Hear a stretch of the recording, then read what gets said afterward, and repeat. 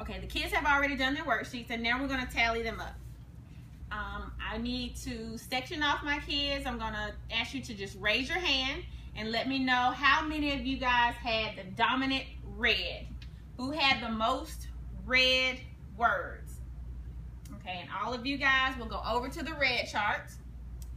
Who had the most greens? And all of you green people will go over to the green charts. Who had the most yellow?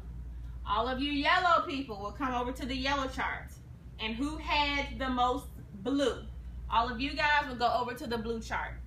All right, so I know you guys are wondering really bad what the characteristics of each of these are. So for my red people are task and result oriented. They like recognition. They like to be on the move. They do not like to be late. They enjoy individual sports.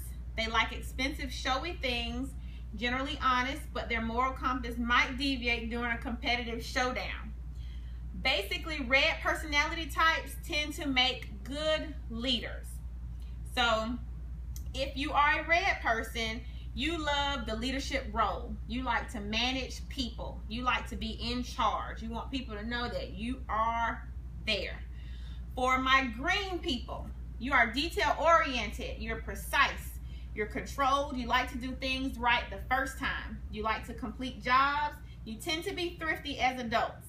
And as a green personality, you have neat lockers and organized notebooks. It's just generally saying that you're really an organized person. And that's good for groups. They are classroom. They're good for treasurers, secretaries, or committee chairs and clubs. And this will help keep a group organized. So my green people will be the organized people of a group. My red people will be the leaders of the group. For my blue people are creative. They're free thinking, sincere. You're loyal, understanding, open-minded. Oftentimes you enjoy nature, and many of you like the arts. Now my blue personality types are often perceived as quiet and maybe shy. So as a shy person, you tend to think that they may be loners, and they may be, but they might also have one or two friends who happen to be blue as well. However, when in a group, blue people have a lot of ideas. They like to share ideas. They have lots of them. They just have to be asked what they are.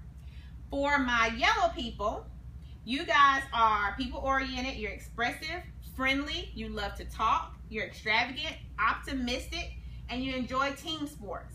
Now for yellow personality types, these are the people or the glue that holds groups together. So when there's conflict within, even though you have your red as a leadership a lot of times are the people who divvy out the duties, or who tells everyone, delegates. They delegate a lot of things. But our yellow people are the people who can keep the group calm. You can kind of help with conflict. They are the people who can help diffuse the different personalities in the group. And while we said the green people are the ones that organize the group, and our blue people are the ones who have the most ideas. So if you put all of these people in a particular group, you could have a very successful group of people. I'm going to ask you guys, why might more than one red personality type in a group lead to conflict? So you guys would answer. And I would say that for red personalities, they would clash, because you can't have two leaders in a group. And because of the type of personality you have, that's why they would clash. Now, do you think you could have more than one green, more than one blue, or more than one yellow person in the group? Why or why not? How can you identify each of those personalities when you're inside of a group if you don't have this type of questionnaire, if you don't have this data or this information for you to feed off of? Guys will answer. And so I want you guys to understand that when we do our next group assignment, we are going to take a look at the data, and we're going to choose our people from each of our different groups so that we can try to make sure that we have good groups put together. We'll have a leader, an organizer, we'll have our idea person, and we'll have our glue. So we'll have pretty good groups put together. Another thing is, as a reminder, for the personality types, we just talked about why they would be productive, why they can benefit from the different types, because they have different roles within the group. And I think that would be it.